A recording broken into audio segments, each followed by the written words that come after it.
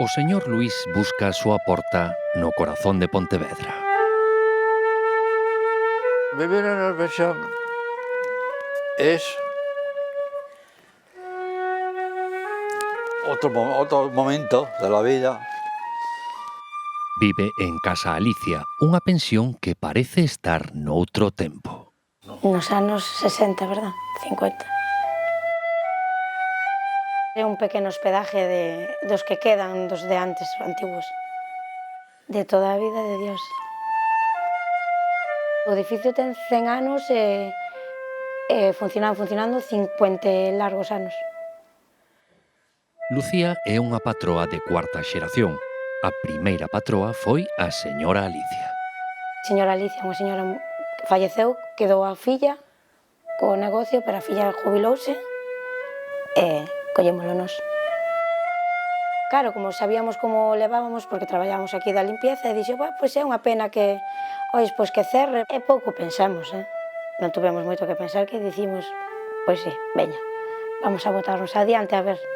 Foi en 2013 cando a nai de Lucía colleu a pensión. Hoxe, a familia segue vivindo na propia pensión. Aquí está a miña nai e meu pai e un tío. Conviven con diferentes tipos de hóspedes. De todo un pouco. Temos fijos e depois temos os que veñen de paso, que veñen, durmen e mañán continúan co camiño.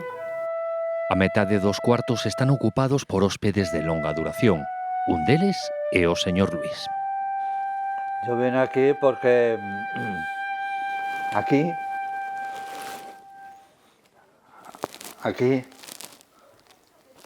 ahí hay una residencia. Luís estaba aquí hospedado na residencia de Santa María e derono de alta. E claro, tan pronto yo deron de alta, o camiño que seguiu, o primeiro hospedaje, e veo a preguntar se había sitio, e había. Me vine para acá y gracias a ellos estoy aquí.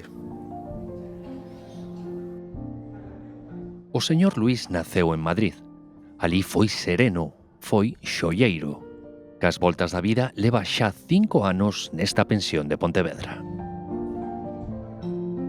Yo hago vida con ellos también, pero aparte sin meterme absolutamente en nada. Luís come, dámoslle de comer, pero Luís come na súa habitación. Considero uno de la familia. É un máis da familia. De feito, ven con nos os domingos a comer, pasa as navidades con nós. El é xubilado. Dándome la vuelta y ya está. Pero hai outros perfis de hóspedes de longa duración. Hai moita xente que sobrevive cunhas pagas de risgas e non poden permitirse un alquiler. A hora de entrar a un alquiler porque pídenche fianza, o único requisito que temos é que ten que pagar por adiantado a hora de entrar, sabes? Se queres entrar, tens que pagar o mes e o resto, se non o pagas, fuera. Hai que ser duros para levar un couso deste, senón todo o mundo che dá pena. E non pode ser, senón xa non é negocio. E logo están os outros hóspedes, boa parte deles peregrinos. Cada un, depende o país que sea, pois teñen súas costumbres totalmente diferentes a outras. Por exemplo, os japoneses deixan xa propina debaixo da almohada, como o Ratoncito Pérez.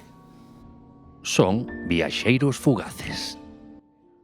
La gente aquí es muy al suyo, muy al suyo. Pero sí, segue habendo quen vive nunha pensión. Estoy muy agradecido y más con ellos. Mejor no lo puedo estar. Sempre mantendo aí máis ou menos a esencia. A esencia dunha pensión das de antes.